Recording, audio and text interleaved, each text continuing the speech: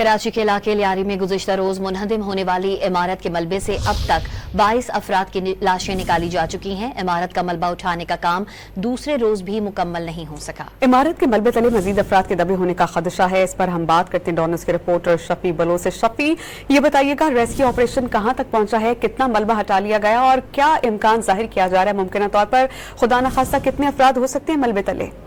जी देखिए, जिस तरह ये 5 मंजिला इमारत है और उसमें तकरीबन 20 फ्लैट्स हैं और जिनके फ्लैट से अंदर उनके कुछ रिश्तेदार भी वो अभी तक बाहर बैठे इंतजार कर रहे हैं कि अपने प्यारों को जख्मी हालत में या फिर जिनकी अगर लापता हो चुके तो उनकी बॉडीज रिसीव कर सकें। लेकिन अब तक जो है वो तकरीबन 22 जो है वो लाशें निकाल ली गई है, जबकि गुज़श्ता रोज तकरीबन 12 जख्मियों को भी निकाल लिया जा चुका है। अब भी कई अफराद मलबे तले दबे हुए हैं और जो है वो आज रेस्क्यू ऑपरेशन जो है वो उसमें मजीद मशीनरी मंगवाई गई थी और मजीद जो में जहाँ पहुंचने के लिए कुछ कैमरे भी मंगवाए गए थे और जदीद आलात भी मंगवाए गए थे ताकि अंदर जो रेस्क्यू के ऑपरेशन में तेजी लाई जा सके, जबकि अंदर जो फंसे हुए जो अफराद है उनको अब निकालने के लिए फौरी इक़दाम किए जा सके। तो इस हवाले से बिल्कुल रेस्क्यू ऑपरेशन में मजीद तेजी लाई गई, जबकि हुकूमती नुमाइंदों की जानिब से भी जाए हादसा पर जो है वो दौरे का सिलसिला जारी है और जो वहाँ पर जो ऑपरेशन जारी है उसकी एड को ज़िला इंतजामिया को भी हिदायत जारी की जा रही है कि जितनी हो सके जो मलबे तले दबे हुए अफराद है अगर वो जिंदा हैं तो उन्हें उसी हालत में जो है वो निकाल दिया जा सके। और उसके अलावा भारी मशीनरी मंगवा ली गई है